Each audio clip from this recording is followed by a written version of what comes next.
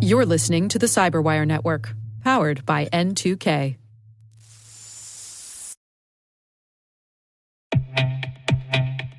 Our sponsor, Collide, has some big news.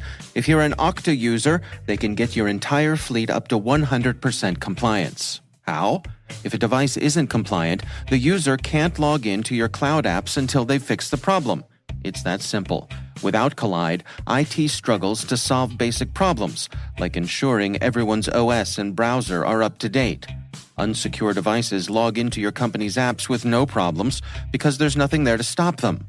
But Collide works seamlessly with Okta to enforce compliance as part of authentication and complete the Zero Trust security puzzle.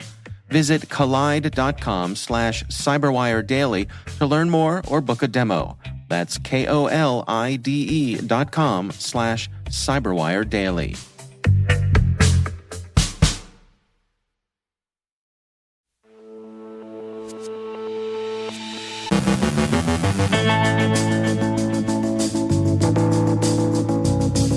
CISA issues a new binding operational directive, an update on COSMICENERGY, hackers' homage to fromage in attacks against the Swiss government, Ukraine's cyber police shut down a pro-Russian bot farm, clothing and footwear retailers see impersonation and online fraud, a 2021 ransomware attack contributed to a hospital closing, a proof-of-concept exploit of patched MOVEit vulnerabilities, an industry letter calls for a new framework on the White House cybersecurity strategy. Joe Carrigan examines a ChatGPT-fueled phishing scam. Our guest is Neha Rungta, Applied Science Director at AWS Identity, discussing Amazon-verified permissions and trends in cyber risks for small and medium businesses.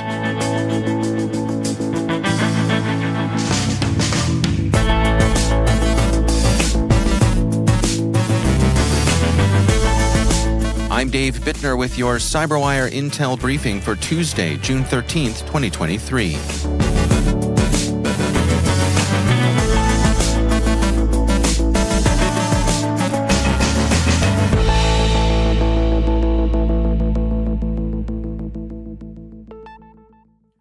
We begin with some news from CISA, the U.S. Cybersecurity and Infrastructure Security Agency. The agency this morning issued Binding Operational Directive 23-02. The directive requires federal civilian executive agencies to remove specific networked management interfaces from the public-facing Internet or implement zero-trust solutions within 2 weeks. The directive's intent is to reduce the attack surface that misconfigured or otherwise insecure management interfaces present to potential adversaries. Researchers at Mandiant last May announced discovery of new malware they've coined COSMICENERGY that appeared to have potentially been designed to disrupt electrical distribution and associated critical infrastructure. Mandiant was cautious in its assessment and said that COSMICENERGY may in fact have been a Russian red teaming tool used in exercises to simulate an electric infrastructure attack. Yesterday, Dragos released some reassuring conclusions from its own research. COSMICENERGY is not related to either InDestroyer or Crash Override, two known threats to infrastructure. Dragos finds that the malware is non-functional in several respects and isn't, as it stands, a threat. Much like the nation's famed cheese, hackers have poked holes in the Swiss government's IT infrastructure in a ransomware attack against IT firm Explain. The recent ransomware attack on Explain may have caused the exposure of Swiss government operational data, the record reports. Explain, an IT provider serving a multitude of Switzerland's federal agencies, was victimized in a May 23rd ransomware attack that saw the leakage of 907 gigabytes of stolen files on the 1st of this month. The files are said to include sensitive data, including financial and taxation information, bleeping computer reports. The Play ransomware gang has been cited as the perpetrator of the attack by Explain. The nation's cybersecurity center and law enforcement were notified and are aiding in the investigation of the attack.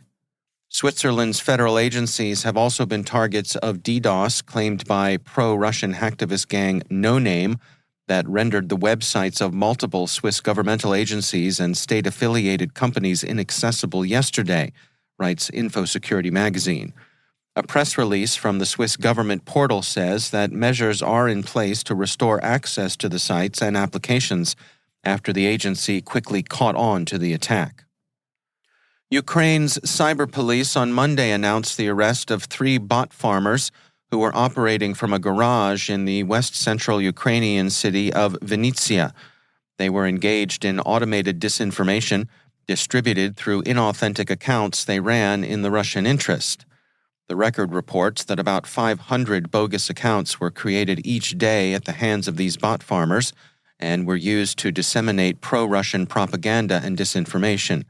Their motivation may have been primarily financial, as they received payments in Russian rubles of about the equivalent of $13,500 per month, presumably from Russian paymasters.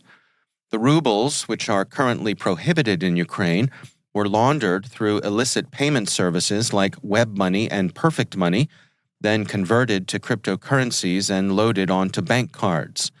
The crew was also allegedly engaged in criminal fraud on various e-commerce platforms. Speaking of fraud, researchers at Bolster have observed a phishing campaign that's impersonating more than 100 clothing and footwear brands. It's direct fraud targeting online consumers. The impersonated brands include Nike, Puma, and Adidas, among others. The threat actors have used over 6,000 domains, more of half of which are still active. The researchers note that some of the scam sites appear prominently in Google search results. St. Margaret's Health in Spring Valley, Illinois, is shuttering its operations, which they've blamed in large part on the fallout of a ransomware attack on their systems, NBC News reports.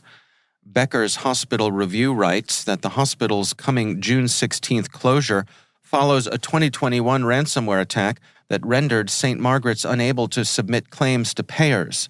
Not only did the claim information not get submitted, but the systems were down for at least 14 weeks and required months of catch-up and recovery. The financial pressure this induced wound up being a factor in its closure, said Vice President of Quality and Community Services at the hospital, Linda Burt. The health system also ended operations at a Peru, Illinois-based facility in January. Industry leaders are calling for a new framework for the U.S. National Cybersecurity Strategy, as the signatories believe that issues surrounding identity were not adequately addressed in the existing form of the cyber strategy. The CyberWire received a copy of the letter, whose signatories include the American Bankers Association and the Better Identity Coalition, among others. The groups advocate enhanced protections against identity-related cybercrime. Their recommendations include launching a task force dedicated to accelerated development of tools to guard against identity crimes and documentation of the budget savings achieved when digital identity infrastructure and tools are implemented. Also suggested was a prioritization of the National Institute of Standards and Technology's identity and attribute validation services, with the end goal of a digital identity framework encompassing standards and best practices for identity security. And finally, researchers at Black Fog have determined that 61% of small and medium businesses have sustained a successful cyber attack in the past 12 months.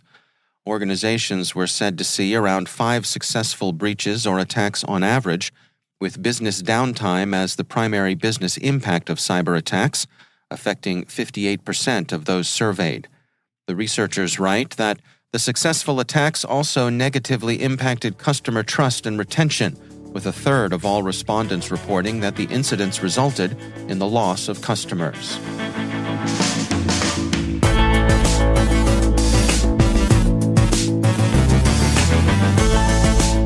Coming up after the break, Joe Kerrigan examines a ChatGPT-fueled phishing scam. Our guest is Neha Rungta, Applied Science Director at AWS Identity, discussing Amazon Verified Permissions. Stay with us.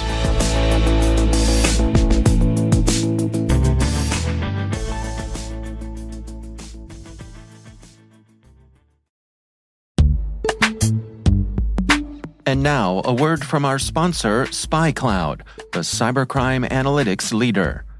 SpyCloud disrupts cybercrime by telling you what criminals know about your business and your customers, so you can take action to prevent ransomware, account takeover, and online fraud. SpyCloud constantly recaptures and analyzes new data from the criminal underground, including credentials, cookies, and PII siphoned from malware-infected devices. With knowledge of the specific data criminals have in hand from InfoStealer malware on managed and unmanaged devices, security teams can respond with a more efficient and effective process called post-infection remediation.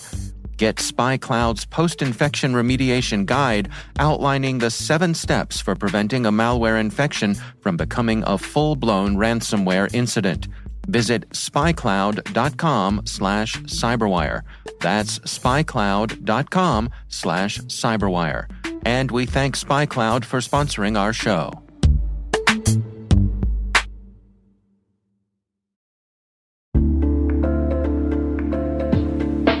And now, a word from our sponsor, Mimecast. You're wondering if you need more email and collaboration security. Because, as it turns out, just protecting your workspace with M365 isn't good enough. You just watched your entire company grind to a screeching halt, all because someone opened a phishing email. Next time, don't rely on one-size-fits-all security. Protect your inbox with Mimecast and diversify your security stack. For a free trial, go to mimecast.com and keep your business from, falling apart.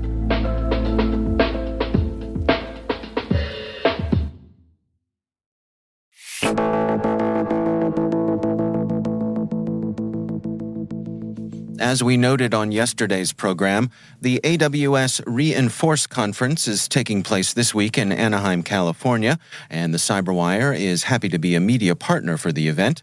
A highlighted announcement at the event is the general availability launch of Amazon Verified Permissions, a scalable permissions management and fine-grained authorization service for building applications. For details on the launch and why it matters, I spoke with Neha Rungta, Applied Science Director at AWS Identity. Amazon Verified Permissions is a permissions management and authorization service for a wide range of applications, including healthcare applications, banking applications, productivity apps, a dog walking app, anything you can think of. And it empowers developers to centralize their permissions management by decoupling their authorization logic from their business logic. And Verified Permissions uses the Cedar policy language. It's an in-house authorization language that we developed at AWS and open sourced last month at the Open Source Summit. Well, let's dig into some of the specifics here. First of all, can you give us an example of a typical use case? Imagine you are a developer of a banking application and you want to provide your CFO the ability to define which employees can access what company bank accounts under what circumstances. And for that, you want consistency, scalability, and security. So before talking about what Amazon Verified Permissions gives you, I'll talk a little bit about what happens today. So as a developer, you often end up adding authorization logic within the application logic itself. Now, if the banking application needs a mobile version, you'll have to go copy all the authorization logic from the original version. And oftentimes, these systems won't be even implemented in the same programming language. Verified Permissions makes it easy. It decouples the permissions from the application logic. After this consistency comes scalability. The challenge with homegrown permissions management system is often they run into scaling challenges.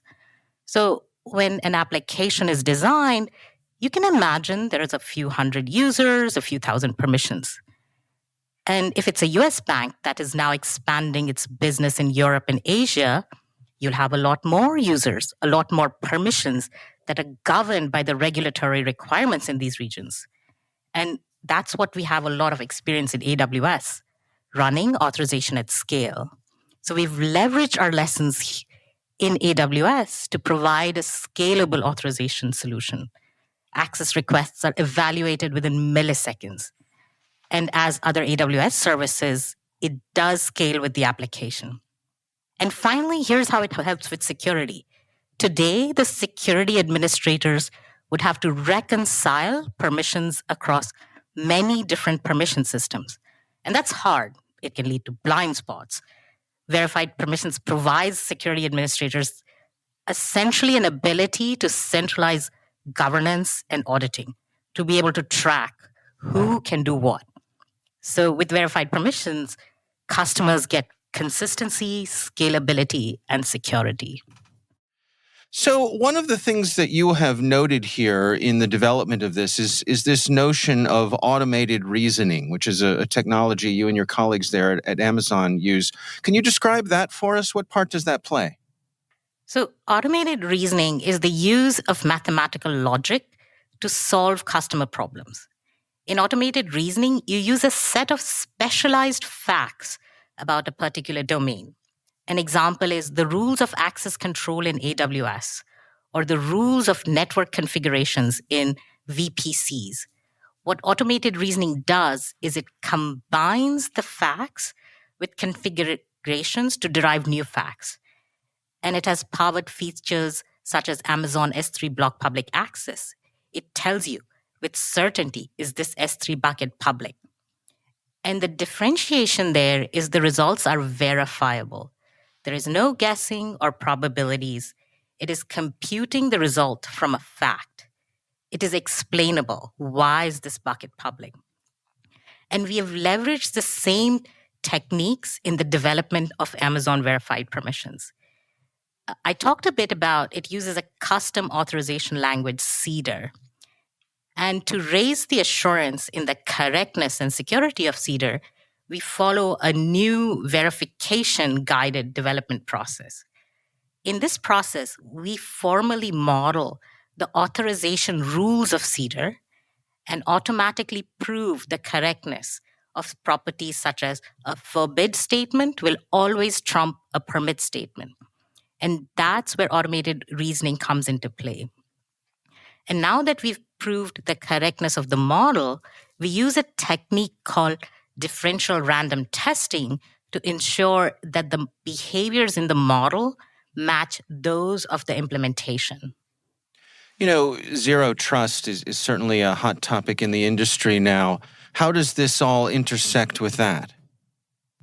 Zero trust is all about continuous, dynamic, and consistent authorization. And with verified permissions, it's easy to do that. You can specify fine-grained permissions to say only healthy device posture. With verified permissions, now it is easy to specify permissions such as grant access only if access requests are coming from healthy device posture. And those types of flexibility and dynamic information that is easy for everyone to use, each one of the applications. And that's why we believe verified permissions is a key to enabling zero trust across all aspects of your application development. You mentioned CEDAR, the open source language and SDK. Why was it important for you all to make that open source? We want to democratize security, and access control is part of that. So we looked at a lot of different options, and we wanted an authorization language that is secure by design. It is secure, it is fast, and easy to use. With us open sourcing CEDAR, we want to build a community around access management for folks to see this is how we are doing the development. We want them to contribute and for it to become essentially a standard for how we do authorization across multiple different types of applications. That's Neha Rungta, Applied Science Director at AWS Identity.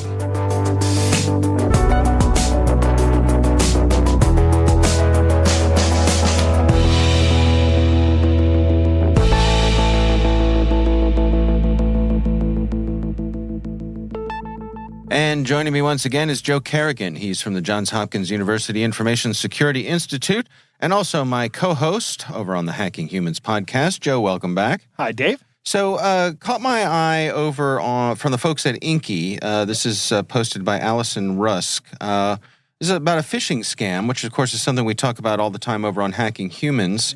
Combines some phishing and some chat GPT. Can you unpack what's going on here, Joe? Right. So actually, it's victimizing ChatGPT and OpenAI by impersonating their brand. Now, we've talked on Hacking Humans how these guys have calendars and follow the news and everything.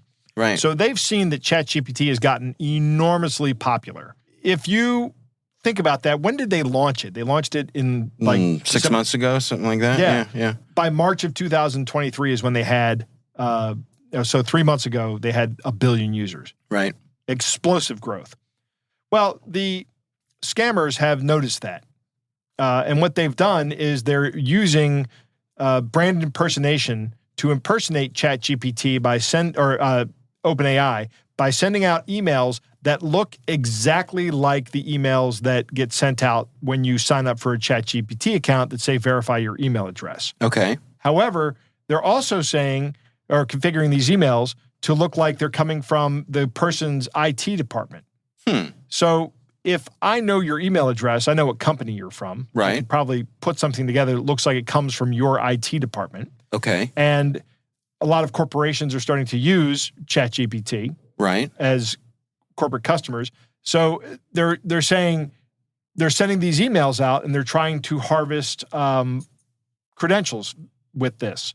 So what they do is they send an email out that is using something called the Interplanetary File System. Okay. Which is a distributed file system for sharing files, but it also allows you to host web pages on it. So it's really hard to take these phishing sites down. Because it's a peer-to-peer system. It's a peer-to-peer system, exactly. Right. So I can take down one node, take the stuff off of one node. It's gone off of that node, but it still exists on the network, so somebody can still find it. Okay. So that's the first problem. The next thing is that the email of the user is encoded in the URLs of the, or is included in the URLs, the query string of the URL. So a couple of weeks ago, I was talking about putting an @ in a URL. If you put that in the server section of the URL, everything before the @ gets ignored. Right. But if you put it in the query string or after the resource name, it's fine to have an @ symbol in there. Okay. So these RFCs and all the way things happen they're convoluted. Yeah. Right? So there's all these different ways you can hide stuff in there.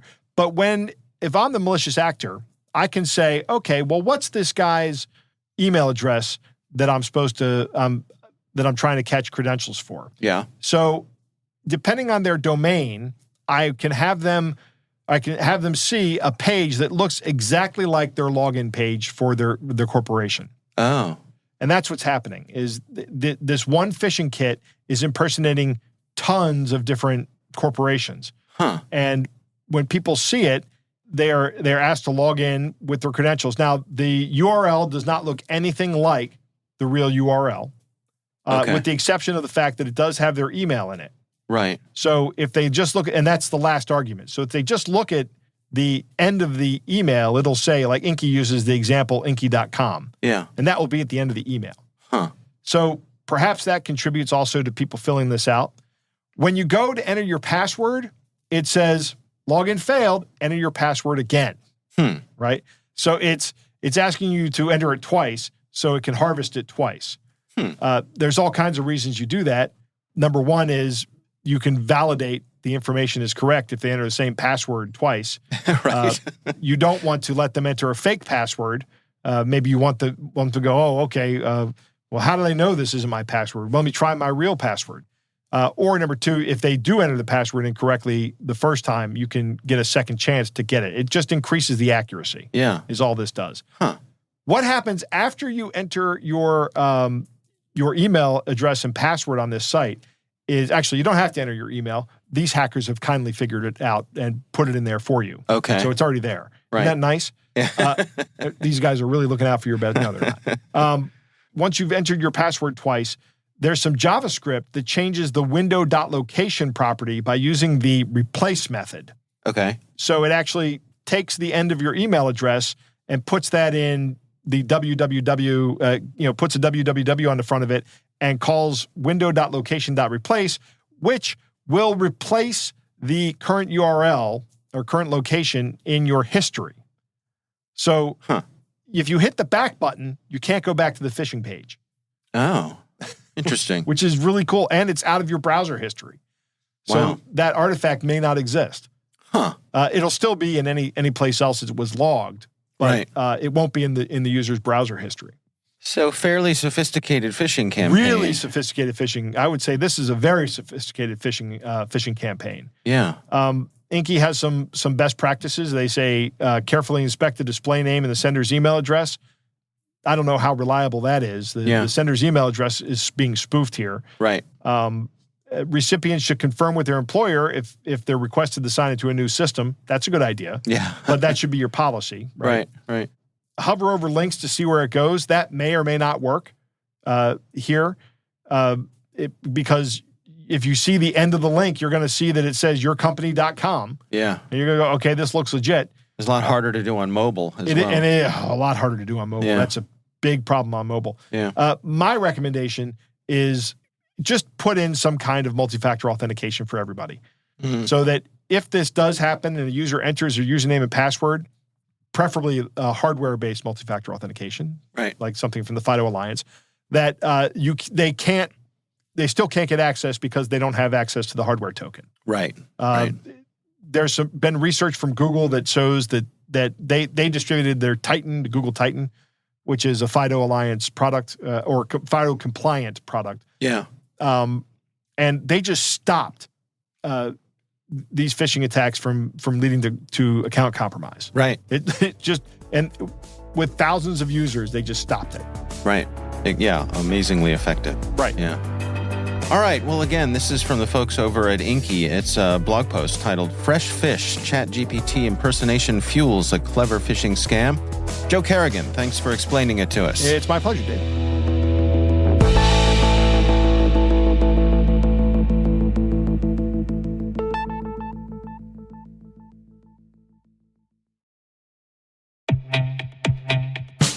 Tired of cybersecurity mega conferences? MWise is different. With a focused agenda and targeted problem solving, MWise is where security's best go to get better. From September 18th through the 20th in Washington, D.C., you'll join a special community of security's sharpest minds, hear perspectives you might not get anywhere else, and reach a new level of mastery that'll prepare you for what's next. Register early and save at mwise.mandiant.com/conf23. That's mwise.mandiant.com/CONF23.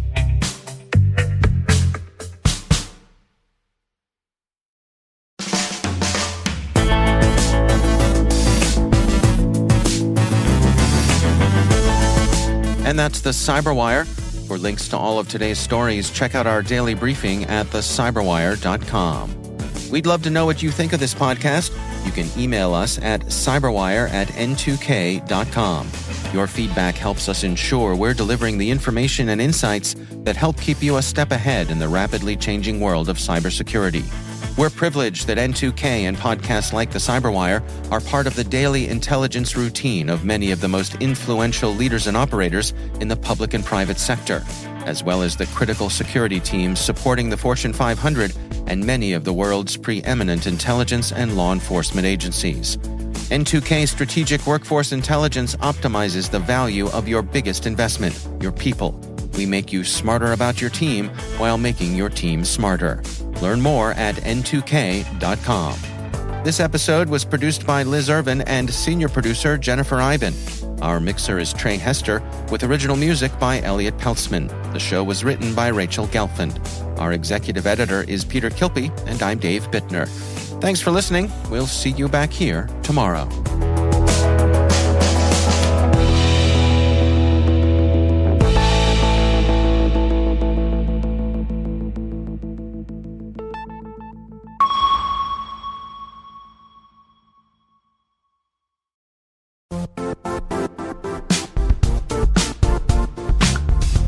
Expel knows security isn't a checkbox. It should empower your business to minimize risk, identify and address threats, and grow. What's Expel's secret? It's technology and people working together to make security easy to understand, use, and continuously improve. Powered by their security operations platform, Expel offers managed detection and response, vulnerability prioritization, phishing, and threat hunting. It's security that makes sense. Learn more about Expel, hear what customers say about the visibility and fast outcomes they get, or request a free trial at expel.com/cyberwire.